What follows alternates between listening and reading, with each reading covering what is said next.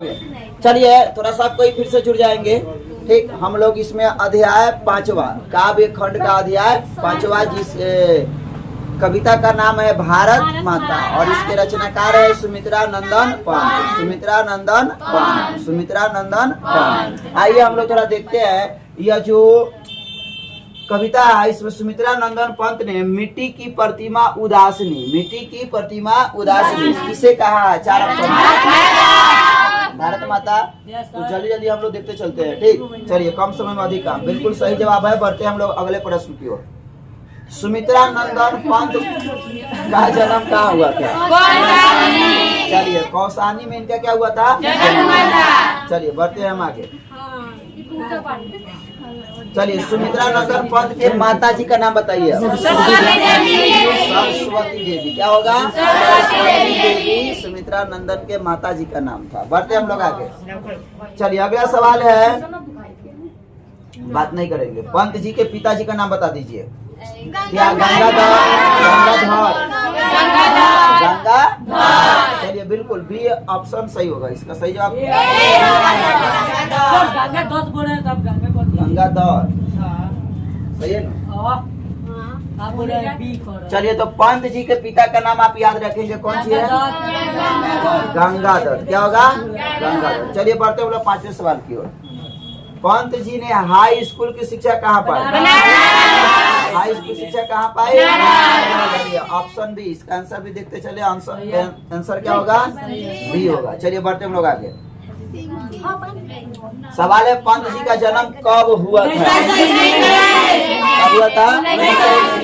बिल्कुल बिल्कुल 1900 ईस्वी में इनका जन्म हुआ था। ऑप्शन बी इसका क्या होगा? बढ़ते हम लोग आगे। पंत जी का बताना निधन कब हुआ था? पंत जी का निधन कब हुआ था? चलिए ऑप्शन भी देख लेते हैं। ऑप्शन भी देख लेते हैं। 4 ऑप्शन है, बोलिए। 29 दिसंबर 1977। याद कर लेंगे। पंत जी का निधन हुआ था 29 दिसंबर 1977। चलिए बढ़ते हम लोग अगले सवाल की ओर।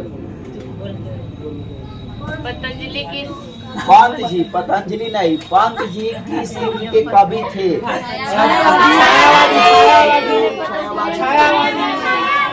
छायावाद युग के क्या थे? पंत जी प्रमुख कवि थे। चलिए तो जो ऑप्शन बी के तहसील के साथ है उनका सही जवाब होगा। बढ़ते हम लोग आगे। पंत जी विरोधी थे, अभी हम बताए हैं। क्या मानवतावाद का कि अतिवादिता का? मानवतावाद का कोई विरोधी तो हो ही नहीं सकता है और ये तो खास करके महान कवि थे तो हो ही नहीं सकते हैं। अतिवादिता के क्या थे? विरोधी थे। यानी ऑप्शन बी इसका क्या होगा? सही जवाब होगा। बढ़ते हम लोग अगले सवाल की ओर। सवाल आपसे पूछ रहा है कि पंत जी का अंतिम काव्य बताना। पंत जी का अंतिम काव्य क्या था? तो कौन था? आइए ऑप्शन देख लेते हैं। 4 ऑप्शन आपके सामने है। लोकायतन की पल्लव की बीना की ऊपर? बोलिए। तो उनका अंतिम का अगर कहे तो ऑप्शन ए यानी लोकायतन पंत जी का अंतिम काव्य था। चलिए बढ़ते हम लोग अगले सवाल की ओर।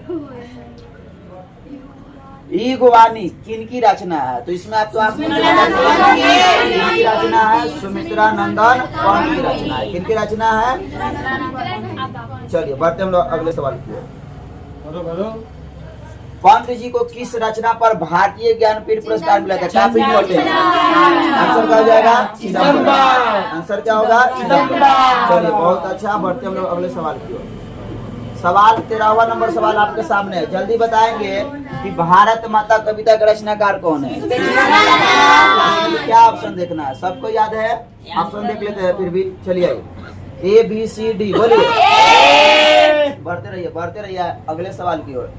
जल्दी हम लोग देख लेते हैं। पंत जी ने प्रवासिनी किसे कहा?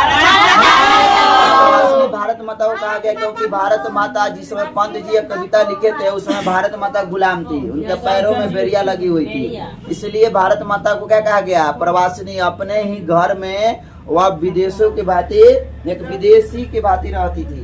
चलिए पंत जी ने प्रवासिनी किसे कहा है? तो आंसर क्या जाएगा? भारत माता। यानी ऑप्शन बी में 15 नंबर सवाल पर थे। एक बार फिर से देख लेते हैं। पढ़ा कि कवि पंत जी को किसका हास्य भी राहुग्रस्त दिखाई पड़ता है? ऑप्शन सी भारत माता। चलिए बहुत अच्छा, आगे बढ़ते हम लोग। ऑप्शन सी इसका सही जवाब होगा। सुमित्रा नंदन पंत आपको बताना है किस युग के कवि है। सुमित्रा नंदन पंत किस युग के कवि है बताइए। ऑप्शन तो देख लीजिए पहले, आइए थोड़ा ऑप्शन देखते हैं हम लोग। चार ऑप्शन छायावाद युग के पंत जी एक प्रमुख कवि थे। बढ़ते हम लोग अगले सवाल की ओर। सवाल कह रहा है पंत को किस रचना पर ज्ञानपीठ पुरस्कार प्राप्त हुआ है बोलिए। क्या वो चिदम्बरा है? चिदम्बरा बिल्कुल आप याद कर लेंगे कि चिदम्बरा पर पंत जी को ज्ञानपीठ पुरस्कार प्राप्त हुआ था। चलिए और एक और सुन लीजिए, लोकायतन यह पंत जी का क्या था? अंतिम का। यह पंत जी का क्या था? अंतिम का। चारों ऑप्शन को देख लीजिए। बढ़ते हम लोग आगे चले। भारत माता शीर्षक प्रगीत पंत के किस काव्य संकलन से लिया गया? तो बोलिए यह जो हम लोग पढ़ रहे हैं भारत माता, यह कहाँ से लिया गया? इसका संकलन कहाँ से लिया गया? तो क्या गुंजन से कि ग्राम्या से? बिल्कुल सही जवाब है, यानी ऑप्शन बी। ऑप्शन बी देखते हैं, इसका देख लीजिए आंसर बी क्या होगा? सही होगा। चलिए बढ़ते हम लोग आगे। हेलो रजान दो। ग्राम्य काव्य संकलन की कविताओं पर किसका प्रभाव है बोलिए।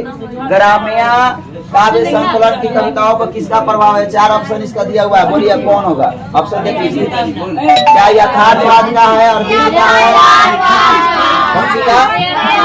यथार्थवाद। बिल्कुल उसमें यथार्थवाद का चित्रण किया गया है। ठीक सवाल है, बहुत इंपॉर्टेंट सवाल आपके लिए कि प्रकृति का सुकुमार कवि किसे कहा जाता है? निराला जी को? भारतेंदु को? तो भारतेंदु साहब को क्या कहा जाता है? इनके बारे में याद रखेंगे। आधुनिक हिंदी का जनक किसे कहा जाता है?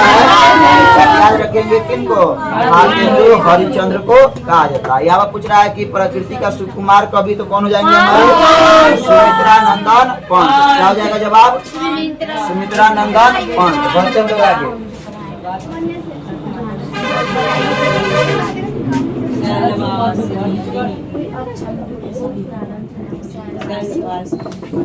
चलिए अगला सवाल कह रहा है कि भारत माता के संबंध में क्या सही है? क्या भारत माता शैलवासिनी है, नगरवासिनी है, क्या है? यानी ऑप्शन सी इसका क्या हो जाएगा? चलिए बढ़ते हम लोग आगे। चलिए अगला सवाल आपके सामने है। शरदेंदु हासिनी कौन है? शरदेंदु हासिनी कौन है बोलिए। कौन है शरदेंदु हासिनी? आइए ऑप्शन देखते हैं। ऑप्शन देखते हैं, ऑप्शन लाया जाए। क्या जनता को कहा गया है? माता को? भारत माता। चलिए बिल्कुल डी वाले सही जवाब। डी इसका क्या हो जाएगा? चलिए बढ़ते हैं अगले सवाल की ओर। सवाल आपसे पूछा जा रहा है कि गीता प्रकाशनी किसके लिए प्रयुक्त है? गीता चलिए गीता प्रकाशनी जो पुस्तक है यह किसके लिए प्रयुक्त किया गया? ना गीता प्रकाशनी जो शब्द है किसके लिए प्रयुक्त किया गया? धरती माता, पृथ्वी माता? बिल्कुल, कहीं ऑप्शन से हमको मतलब नहीं है, हमको आंसर से मतलब है। क्या वह ए में रहे, बी में रहे, सी में रहे, डी में रहे? चलिए तो बिल्कुल इसका सही जवाब हो जाएगा ऑप्शन। बढ़ते हैं। पंत का जन्म पूछा जा रहा है कि कहाँ हुआ था? पंत का जन्म पटना साहिब में, आपको याद होगा गुरु गोविंद सिंह का जन्म हुआ था। कौशाम्बी अल्मोड़ा में, याद रखिएगा। पटना साहिब में अगर पूछे तो गुरु गोविंद सिंह जो सिख धर्म के 10वें गुरु थे, सिख धर्म के 10वें गुरु, और सिख धर्म के संस्थापक आपको नानक के बारे में आप पढ़ चुके हैं कि जिनका जन्म हुआ था 1469 में तलवंडी में, जो कि लाहौर में है, आज पाकिस्तान में है। ठीक, तो आज वो ननकाना साहब के नाम से जाना जाता है। चलिए हम लोग बढ़ते हैं आगे। अगला सवाल है कि पंत ने काव्य लिखा था, तो बताइए पंत ने कौन सा काव्य लिखा था? ऑप्शन देखा जाए, ऑप्शन इसका देखा जाए। क्या वह उच्छ्वास है, बादल है, या युगवाणी है, या लोकायतन है? तो आपको याद होगा, आप भी बताया है कि लोकायतन पंत जी का क्या था? अंतिम काव्य था। पंत जी का अंतिम काव्य था लोकायतन। ये सब नहीं था, इसलिए इसका सही आंसर क्या हो जाएगा? लोकायतन। बढ़िए आगे।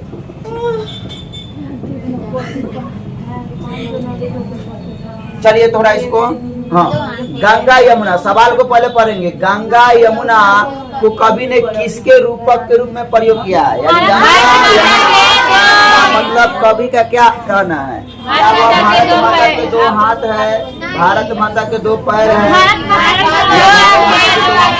बिल्कुल, इसमें बताया गया कि भारत माता रो रो कर उनके आंसू से क्या हुआ है? गंगा और यमुना का क्या हुआ? निर्माण हो गया।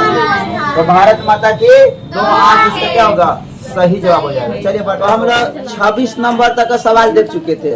बढ़ते हैं 27 नंबर सवाल की ओर। कह रहा है कि तरुतल निवासिनी के माध्यम से कवि ने भारत के निवासियों को कैसा चित्रण किया है? दीनता का, धर्मात्मा का,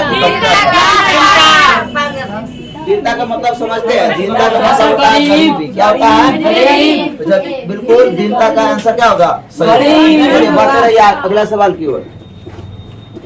सवाल आपके सामने है। शरतेंदु का शाब्दिक अर्थ बताना है कि शरतेंदु का शाब्दिक अर्थ क्या होता है? बोलिए। ऑप्शन। हाँ, ऑप्शन लाइए, ऑप्शन।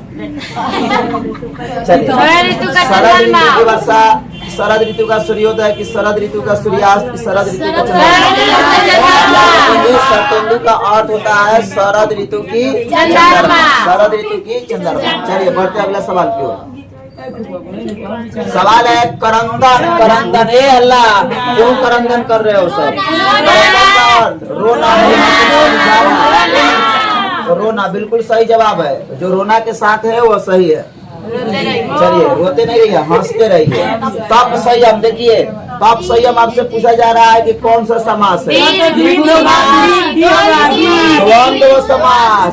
जिस समास का दोनों पद प्रधान हो उसे द्वंद्व समास कहते हैं। और द्वंद्व समास पहचानने का शॉर्टकट आप तरीका जान जाइए कि बीच में क्या रहेगा? योजक चिन्ह रहेगा। क्या रहेगा? हाँ, द्विगु समास किसे कहते हैं? अभी देख लीजिए। जिस समास का पहला पद संख्यावाची हो तो उसे क्या कहा जाता है? द्विगु समास कहा जाता है। और जिस समास का पहला उत्तर पद क्या हो? उत्तर पद नहीं, पहला पद क्या हो? प्रधान हो तो वह तत्पुरुष समास कहलाता है। चलिए, बढ़ते हम लोग अगले सवाल की ओर। इसका सही जवाब क्या हो जाएगा? Option D. चलिए, बढ़ते हैं। पंत जी की मृत्यु बताना है कब हुई थी? पंत जी कब मर गए थे? तो बोलिए 29 दिसंबर। चलिए, 29 दिसंबर 1977 को पंत जी की क्या हुई थी? मृत्यु हो गई थी। चलिए, बी ऑप्शन क्या होगा इसका? सही होगा। बढ़ते अगले सवाल की ओर। अब सूझ गया। चलिए, तो इसी निदान के साथ आज का यह वीडियो भी क्या हुआ? समाप्त हुआ। चलिए, हम लोग